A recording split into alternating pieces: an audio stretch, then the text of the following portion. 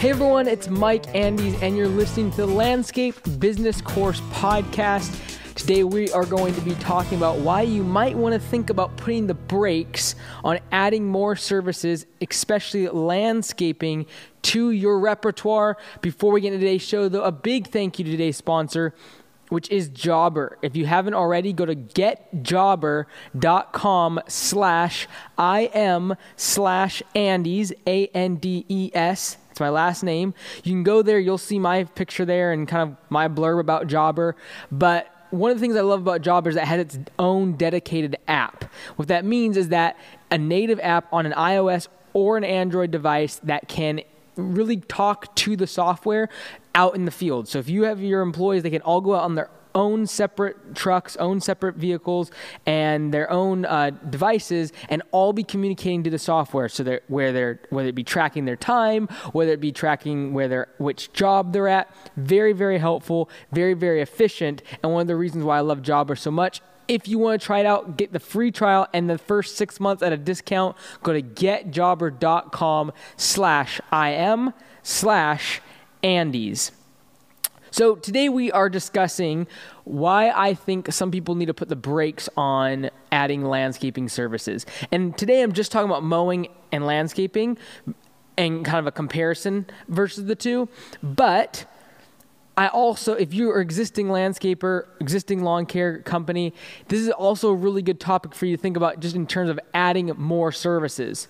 All right, so one of the biggest reasons and the biggest things I see in the landscaping industry, in the lawn care industry, is guys that start off with a mowing company and they're going and they're really busy. They're usually during the spring rush, and just like very, very lots and lots of work is coming in, leads are coming in, things are breaking though because employees are messing things up. There's complaints coming in.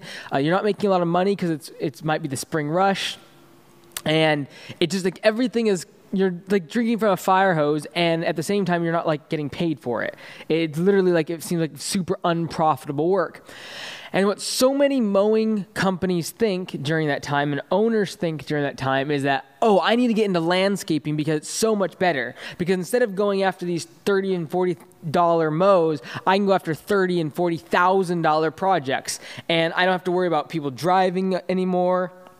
You know, I can hire people that have DUIs, and I don't need to worry about them having to drive all over town for mowing jobs. I'm tired of customers calling and complaining about grass clippings and skid marks in their lawn. I want to operate an excavator, and I want to use a backhoe.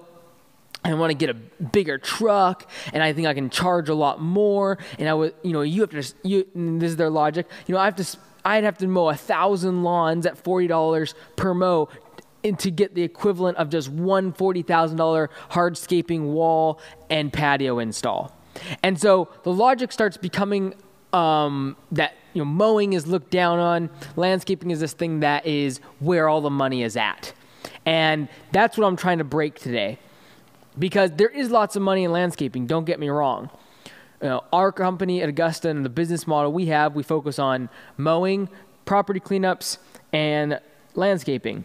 And so landscaping is part of that. And some of the franchisees are even going into hardscaping or even ponds. So it's not to say that landscaping isn't profitable or you should not do landscaping.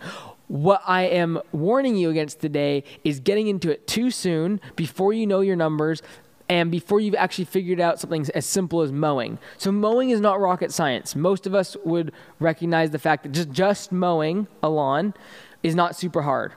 But when you start adding complexities of landscaping and then tree work and then all these other things you start adding to the business, other services, that's when things start really falling apart. But what I find a lot of mowing companies doing, and like I said, they get this visions of grandeur. A lot of it is predicated upon this videos they see on YouTube or stuff they see on Instagram of the big projects and people making $100,000 in a month on one project. And so they get this vision of okay, if I can get $100,000 project, all I have to do is make a 10% margin. I made $10,000. And then they look at their own situation. They're tired of, multiple trucks and all these employees that can't do what they're told. And the employees are breaking stuff and there's complaints and they just hate it. And so they think that landscaping, getting into landscaping and changing their business name from Bob's Mowing to Bob's Landscaping is going to fix everything. And this is my comeback to all of that. If you think that if you know you can't make money on a $40 mow, and you're like, there's no money in mowing, we can't make it work, there's just too many mistakes, there's too many callbacks, there's too many complaints, the guys aren't efficient enough. If you cannot make a $40 mow profitable, I promise you it is not the time for you to go fishing for a $40,000 project.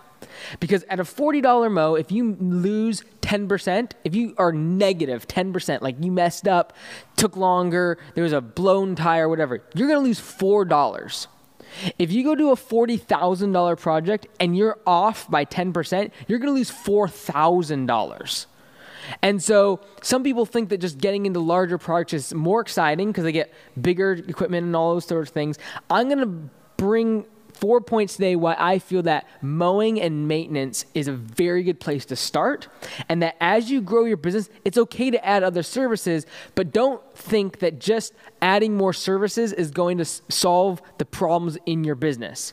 You can easily make $1 million business simply by adding a bunch of different services. And you've heard me talk about this before in terms of like, you can have $100,000 worth of mowing, $100,000 worth of tree work, $100,000 worth of weeding, $100,000 worth of fertilization, weed control, $1,000 worth of excavation, $1,000 worth of artificial turf, $100,000 worth of core aeration, $100,000 worth of spraying. Like you can have like 10 different categories in your business that make $100,000 each to make $1 million business.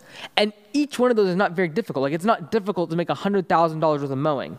That by itself. It's not hard to do $100,000 worth a year of property cleanups. But when you add all of those things up and you get $1 million business and everyone thinks that's so fantastic, all of a sudden now you've introduced a huge amount of complexity to the business.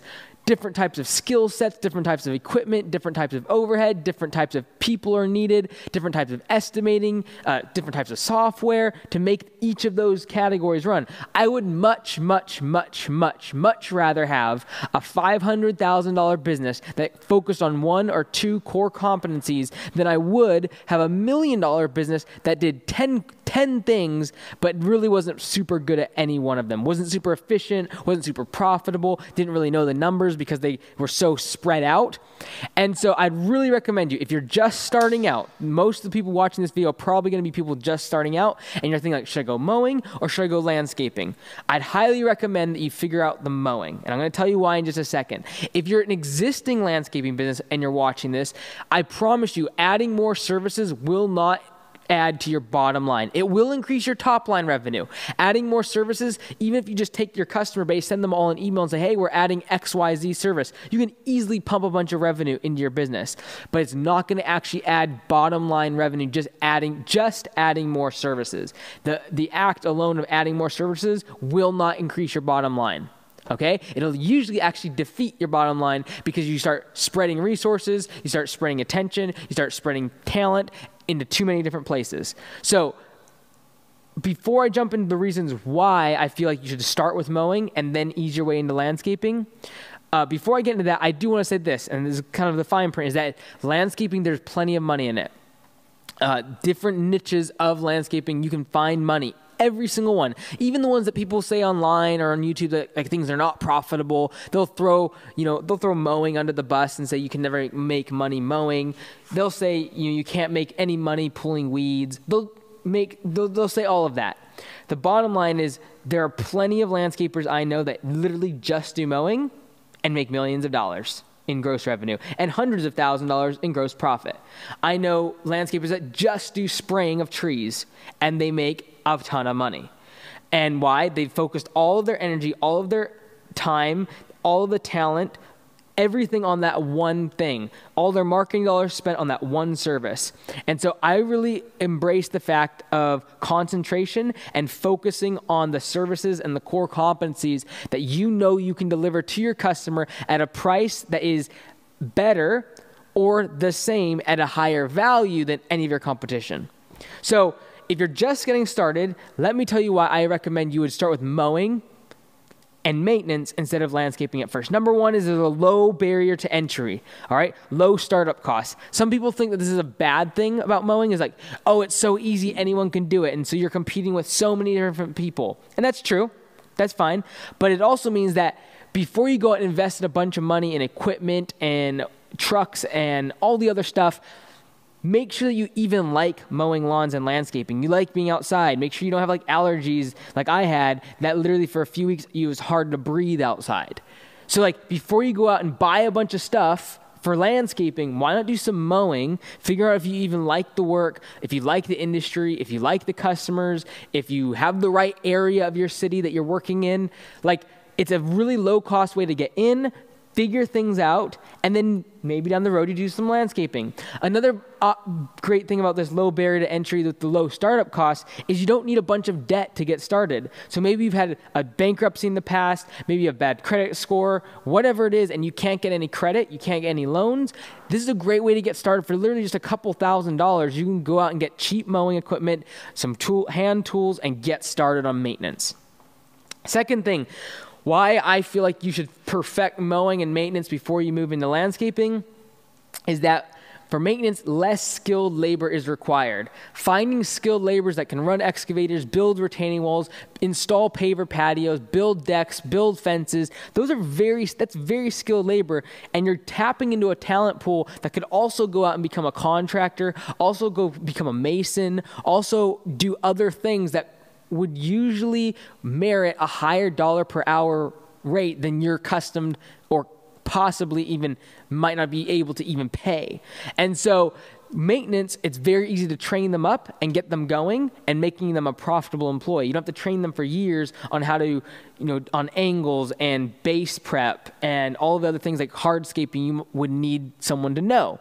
And if they make a mistake, those less skilled workers, we're talking about like adding some soil and seed to a skid mark or like blowing off some clippings. Instead of with a hardscaping job, if you have unskilled labor doing skilled work and they mess up, all of a sudden you have foundations being eroded away. You have landslides. You have trees and materials that are now wasted. So lots and lots of risk because you need more skilled labor for landscaping and hardscaping jobs.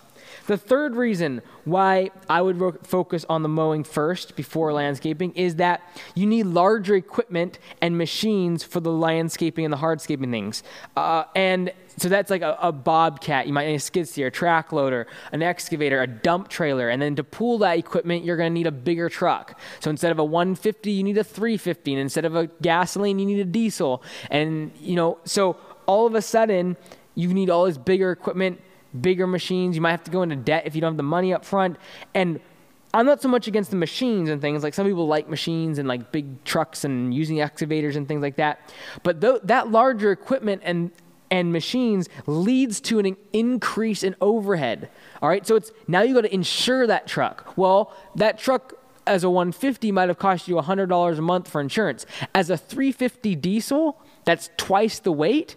All of a sudden, now you're going to be charged $250 per month for that insurance because the truck's worth more. It's bigger. It's heavier. You got to get a heavier load limit on the roads. So depending on what your state is, you got to pay tonnage on that. So licensing it will literally cost 2 and 3 times more. Like these are things you got to think about. The overhead of not just the insurance, but now the fuel is more because it's a bigger truck and it's hauling more equipment and it's heavier. So the fuel. Also, just the maintenance. A diesel truck breaks, and you might as well count on spending a couple $1,000s.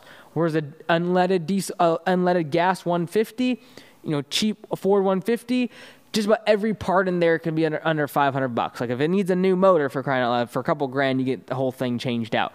Or if a motor goes out in a diesel truck, you better be willing to shell out tens of thousands of dollars, literally, on a bigger, 1-ton truck or a dually or something like that. Just hope the transmission doesn't go out too. And so the fourth reason is that scalability of the maintenance is usually much more scalable than landscaping. And you say, well, how can you say that? Well, look at the top 100 largest companies in businesses in this industry. You can look it up on Lawn and Landscape. Every year they publish the top 100 companies by revenue in this industry.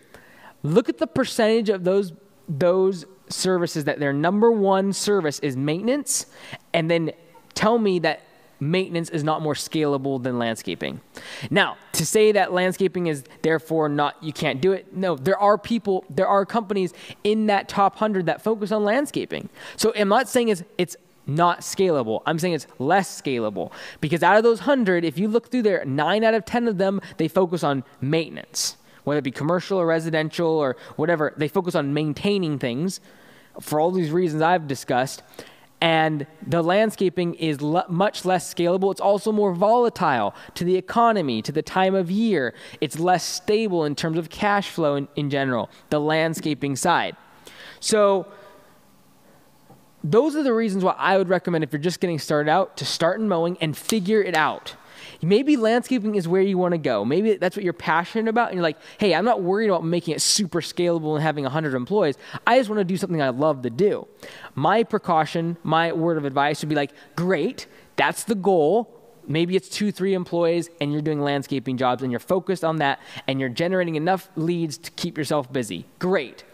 But before you jump into that and lose your shirt or spend 5-10 years trying to become profitable and paying off your equipment, why not focus on mowing, focus on maintenance, get some accounts, get your name out there, figure out where your pricing's at, figure out how much you can afford, figure out how much you need to charge, what your costs are, how much it is going to cost to drive people and your employees, and know what you can pay them and what they're worth. All of those things are so valuable, and if you can figure them out on something as simple as mowing, it's a much better chance that if you can make a $40 mow, 20% profit margin, that when you get to a $40,000 landscape install, that you'll also make it profitable. I just see so many people thinking that the solution is switching services, when really it's looking at your business, finding systems, finding inefficiencies, finding ways to make it better, and making the business profitable at a smaller level, at a smaller dollar level, with less overhead, less skilled employees. If you can't do it there, you're not going to be able to do it when you're talking about $100,000 projects and much more picky clients, and very, insurance is going to go up because now you're doing hardscaping, other things, just your general liability is going to go up. All of those things are part of going from mowing into landscaping. Not to say it's not profitable. There's plenty of money in landscaping. All I wanted today is to, number one, if you're just getting started, I'd highly recommend you get started in maintenance. Even if you know you want to get into landscaping, figure out the numbers, figure out the industry, figure out paying people, figure out management style, figure that out. If you're in the industry already, I'd say this: if you already have mowing and you have landscaping, you have other services, don't think that making another service, offering another service to your customers is going to solve your problems. I would actually highly recommend you cut services out in order to become more lean, more efficient, and more profitable. At Augusta Lawn Care, at our local shop, because now we're focusing on franchising, we're like, look, we don't need to have artificial turf. We don't need to have tree service. We don't need to do any irrigation. We don't need to do spraying. Like, we just cut those things out, and we still made, this year we'll still grow our numbers. Like, our gross revenue will still go up, but our net margin will drastically go up. We don't deliver materials anymore. So therefore, we could get rid of our big dump truck. When we got rid of the tree services, we were able to sell off the tree chipper. Those are things we had to insure before, and they were expensive, and we had to maintain them, and they were expensive. And artificial turf, we had to warehouse that stuff, and the skilled labor behind artificial turf is so much greater than for someone that's mowing, where in a couple weeks, they can go from knowing nothing to being a profitable employee after being trained. And so I'd highly recommend you to stay focused on the services you offer, even cut out the extraneous ones, the ones that are doing 5, 6, 7% of your revenue. Just cut them out. They're not moving the needle. They're sucking up your time and attention, and you need to focus on your core competencies. They're going to become the profit centers for your business. I'm Mike Andes. Check out landscapebusinesscourse.com. Until next time, be great, because nothing else pays.